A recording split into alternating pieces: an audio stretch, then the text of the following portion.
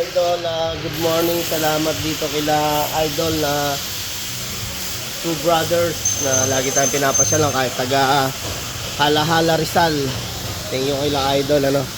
Nung nakaraan to, nilinis natin yung EGR valve netong L300 nila ngayon kasi nagkaroon ng leak dahil sa tinakbo rin naman na 70k na mileage.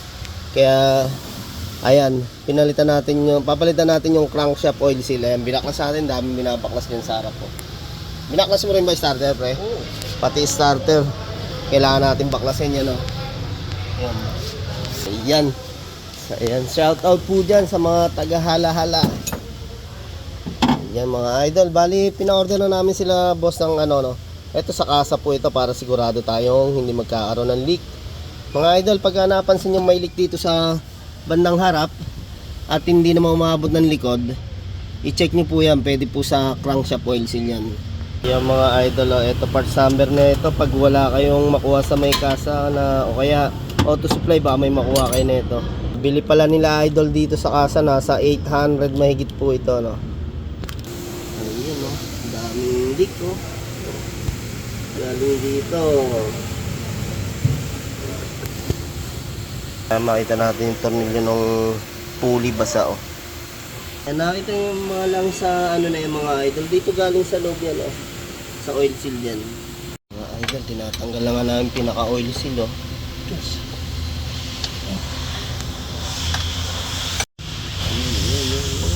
Okay, ito na yun mga boss, basta yung parts number natin mga idol, pang Euro 4, L300 Euro 4.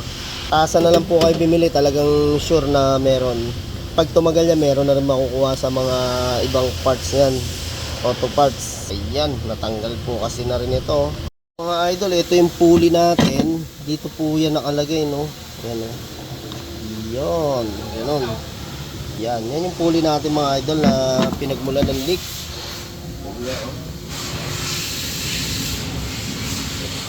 Ayan, sa katagalan naman talaga yung ating mga oil seal na ganito is lumulutong.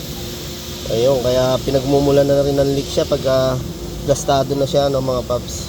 Ayan, basta sa lahat ng L300 Euro 4. Ayan, sa leak na makikita nyo bandang harap, ito po yan, sinukat pa.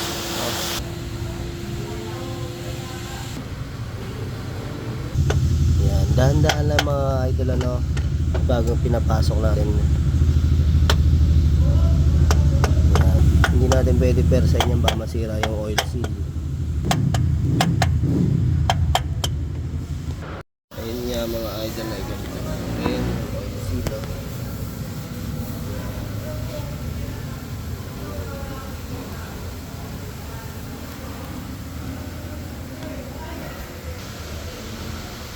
mga boss, kinakabit na namin, para mamaya malaman na natin kung wala na maglilik.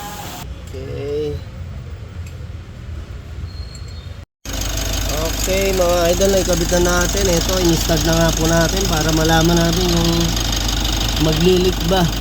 Kasi yan, pagka talagang wala sa align yung oil seal niyan, malakas ang leak niya mga paps. Tatapunan lang dito sa taas niyan. Kaya kailangan, yan, testing muna natin. Ayun, thank you kay boss. Taga-Hala-Hala, pumasya na naman sa atin dito. The brothers.